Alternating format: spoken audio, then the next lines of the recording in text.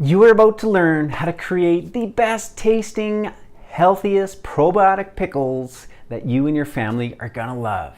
And we're gonna walk you through step by step how to do it safely and effectively. Things you will need in your fermentation kit: you've got good high quality salt. You have pickling spice blend.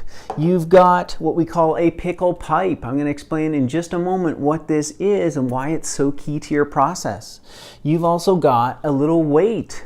This, again, as in the pickle pipe, I'll show you exactly its role and why it's so important in this process.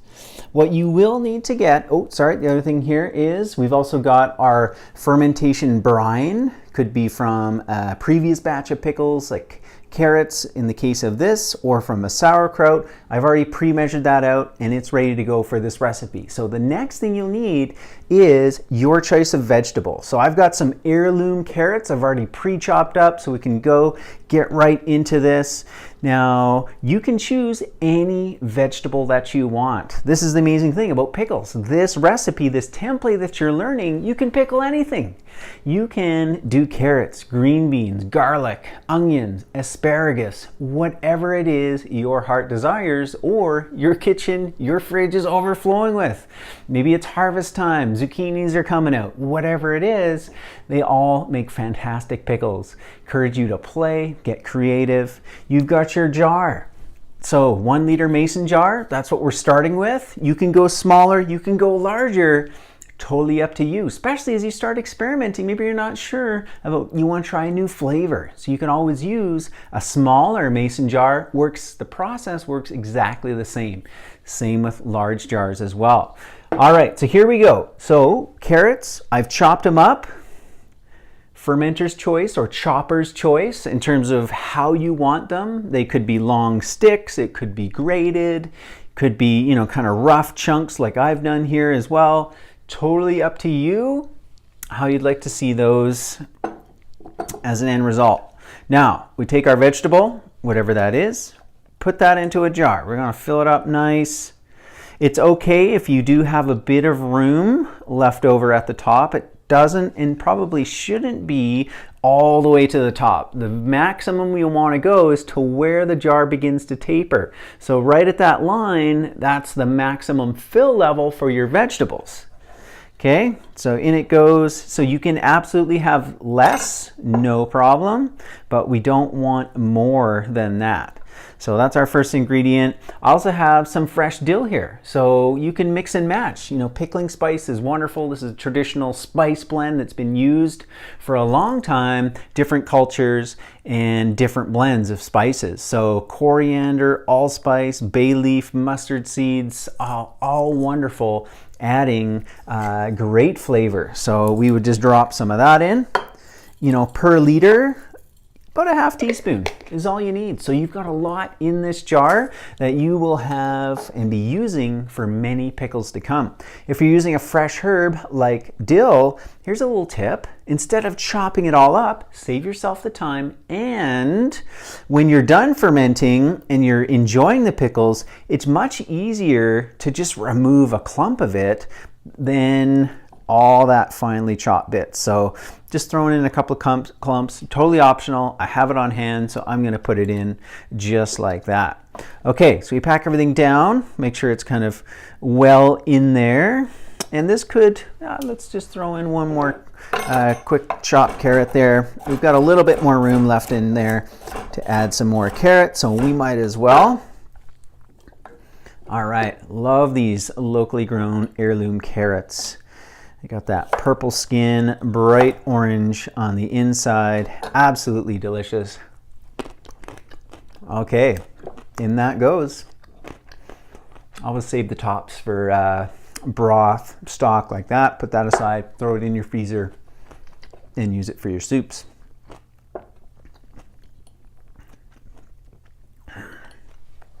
Okay, here we go. Next thing, very important, very key, is we need salt. And we need 2 tablespoons per liter. So here, we're going to add 1, 2 tablespoons. In that goes. Alternately, you can actually add it just straight to the jar. I like to just mix it up in a bowl or another jar first, just to make sure it's well dissolved, and then I'm going to pour that water on top. Now, of course, we've got a full 1 liter jar. Most of the space is being taken up by vegetables, so we're not going to have a whole entire liter of water, but we will still have 2 tablespoons of salt. And I'm just going to come over here. I've got a filter on my kitchen tap here, so nice thing to have. Definitely I recommend using filtered water, something that at the very least takes out the chlorine. If you don't have that, you can get some water and just let it sit out for a couple hours, and then overnight that water will the chlorine will evaporate off.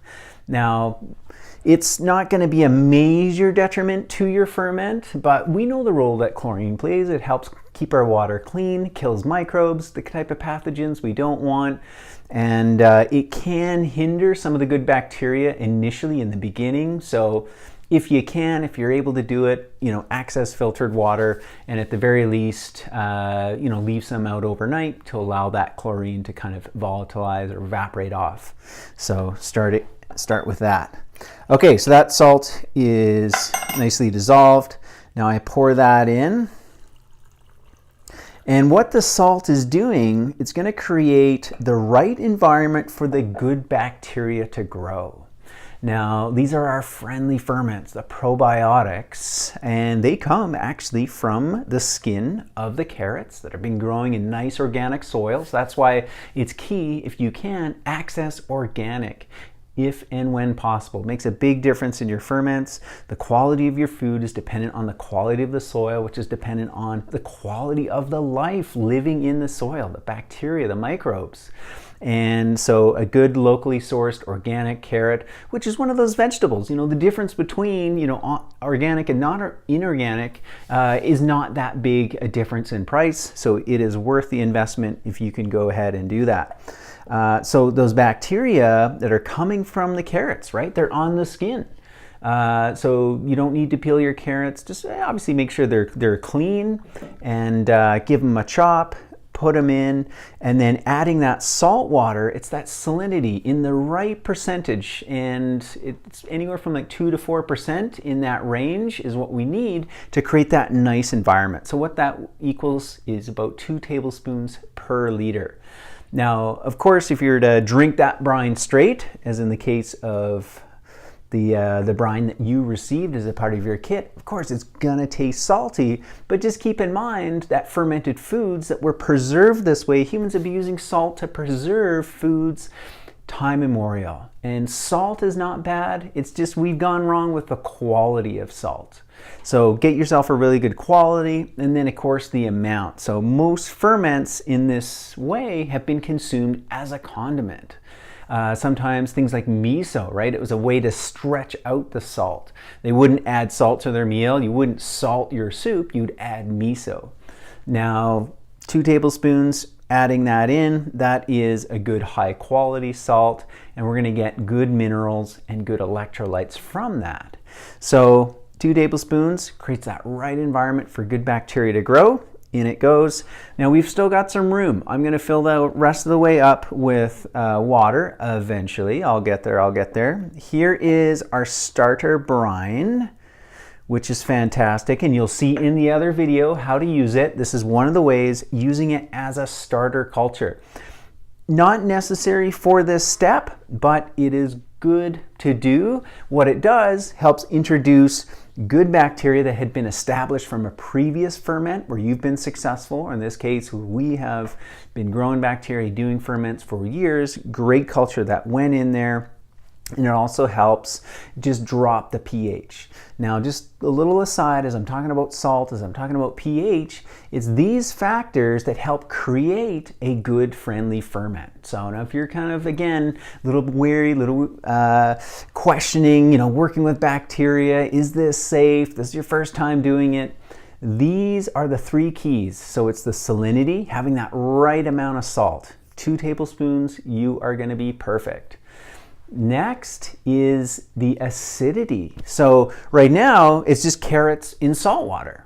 It's very neutral in its pH, but as the fermentation begins to happen, it's those bacteria that begin to drop the pH. They're going to lower it. Now this is, when we talk in pickles, this is very different than vinegar pickling. I'm not saying, and you certainly don't see me adding vinegar. I'm just adding salt water. But the end result, after it's gone through fermentation, it's going to be sour pickles, and that's the result of fermentation. Now, as the pH drops, any kind of negative or harmful bacteria can't live in that pH as it drops. So that again creates a safe environment for what I like to call a friendly ferment. Good bacteria only. Sandor Katz, who has been one of the pioneers of this fermentation revolution, this revival, he calls himself a fermentation revivalist. He says governmental bodies like the FDA, USDA, they have never had a case of food poisoning of this type of fermentation, lactofermentation, using lactobacillus organisms, acidophilus, right? Acid philos, acid loving. They're creating this acidic environment, which we love the flavor, but only they can survive in. So that process will happen as it begins to ferment. And one of the benefits of taking a little bit of brine from a previous batch, just like in kombucha making, the same process happens. It's called backslopping. That's a very technical term there, is we're taking some from a previous batch, adding it, and it's bringing with it helpful bacteria, that salinity, as well as a little bit of acidity to help initially drop the pH, just to start it off. Now, of course, again, I should remind you, people have been fermenting, doing this with their vegetables, their grains, their nuts, their seeds, all around the world, throughout time, in far less sanitary environments than the average North American kitchen. So if they can do it, not get sick, still be healthy, have a healthy microbiome, we can too. Now, I'm not suggesting, have a dirty environment, don't clean things when you're working with your jar. Make sure it's clean. Doesn't need to be sterile. You don't have to, heat sterilize or anything like that. Just a nice clean jar is all you need. And through those steps of acidity and the right salinity, through adding the right amount of salt, plus one more thing, which is without oxygen, an anaerobic environment. Those three things, you are guaranteed a safe and friendly ferment. Not a problem. Okay, so to finish this off, I'm just going to add the rest of the way water up to the top. Okay, and here we go. And this is actually one of the reasons why I like using what I guess would be a narrow, not a wide mouth mason jar, but a normal mouth mason jar where it has this lip, and that's going to help keep everything, down underneath in the brine, in the liquid, as well as this little weight here. So that is very key. So we're going to put that on top, just place it on top. And that's going to weight everything down. That's holding the carrots underneath the brine. Now there's the odd little coriander, the odd little bay leaf, fennel seed, that type of thing that's coming to the surface. Not a big deal, not a big problem. Everything else is submerged under the water in that salt environment that's going to drop in pH, that's out of the way of oxygen, not exposed to oxygen. Now we could just leave it on the counter as is and let it ferment. It will do the magic, it will work, you'll have a great safe ferment. But one thing that might happen to you is, because of the surface being exposed to air, exposed to oxygen, you can get sometimes what's called cam yeast. And it's a whitish film that just sits on the surface. Now, I have a saying about it. I say, keep calm, it's only cam. That's right, you don't need to worry about that. It's a very harmless bacteria, a mold actually, in fact, that grows on the surface just as a whitish film. Very easy to kind of scoop off, and some will just kind of get mixed in. It's hard to get every single little piece off. Don't worry about it. Mixes right back in, and as soon as it goes into that acidity, the solution, the complete ferment there, it's no longer living in that sense. It's only because it's on top of the surface. Now, here's one way that you are going to avoid that cam yeast, and that is because of this little pickle pipe. It creates that anaerobic environment, and it doesn't allow oxygen to access the top of your ferment. So even if you have those little bits of spices sitting out, not gonna create that cam yeast or that mold. So we put that on top, and I just need to grab a mason jar lid top to screw that on to secure it.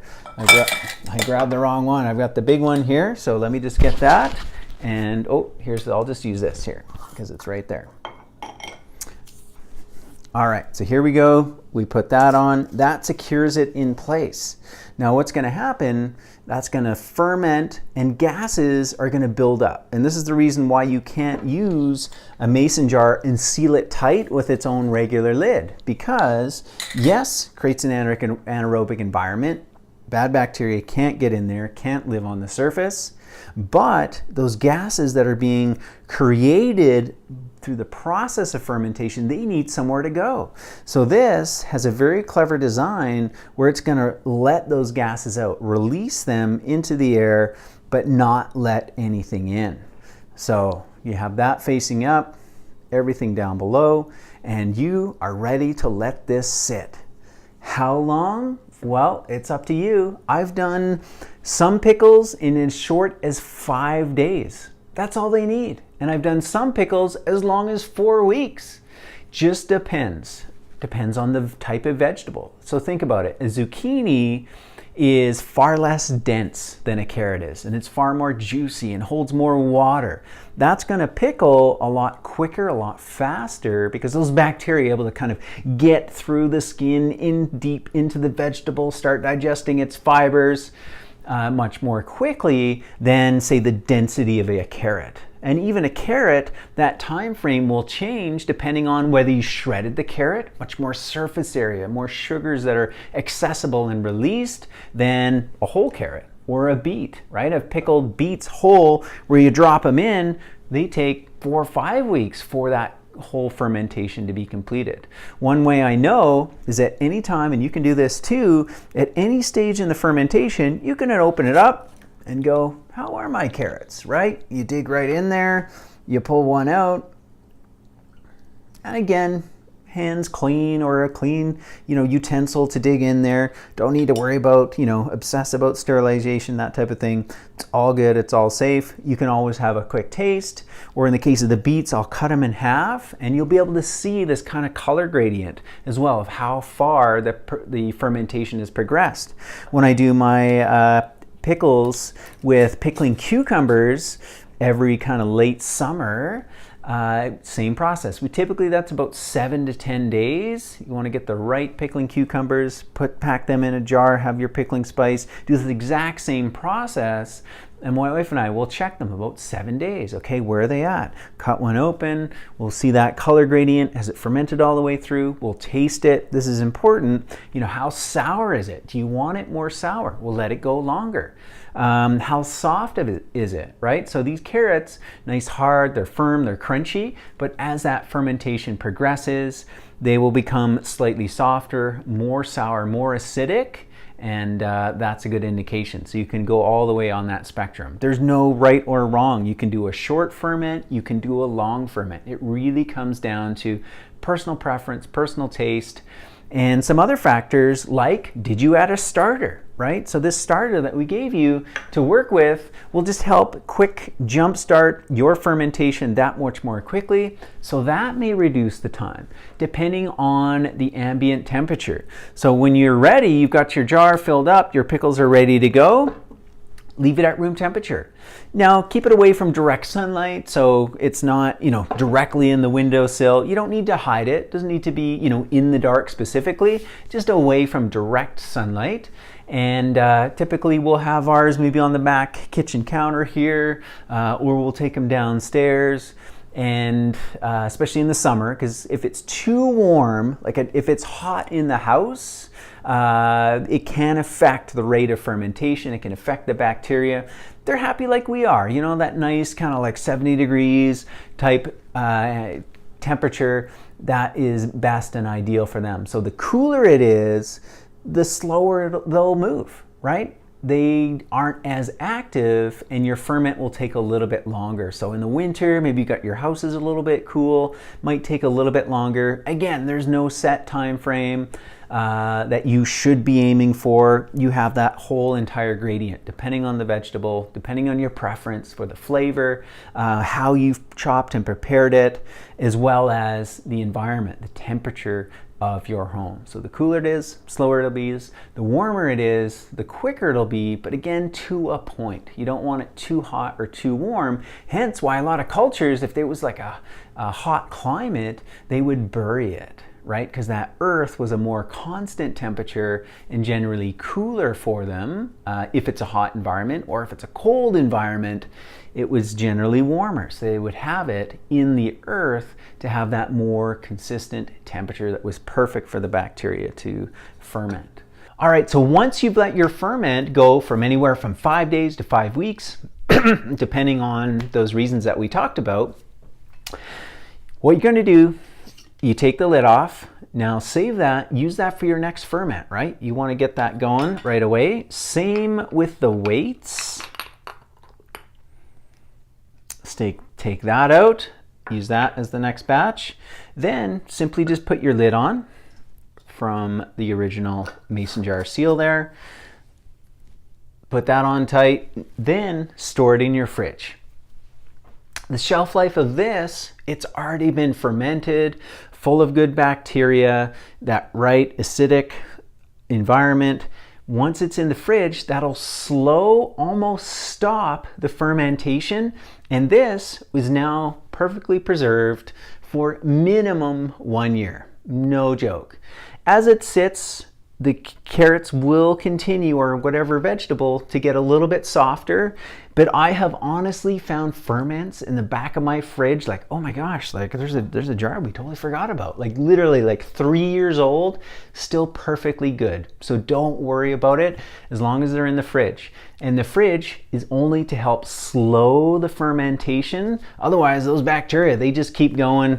They would turn those carrots into mush, and we want to get onto the next batch, right? So once you're ready, stop it by removing the top, removing the weight. Now you can transfer these, start your next batch, and put on a lid, pop those into the fridge. Once your carrots are done, you've been pulling out the vegetables, you've been enjoying those, save that brine, right? So go through that other video where I talk about how to use the brine in those couple of different ways, whether it's from a pickle, whether it's from sauerkraut. This is liquid gold, great stuff. So be sure to save that, use it up, enjoy it, and you are good to go with your ferments. So hope that answers all your questions. Hope you feel inspired. I hope you're ready to go get this going. You can do it. This is what I like to say, a gateway ferment. Once you've successfully done a batch of pickles, look out. You're going to be fermenting all kinds of things.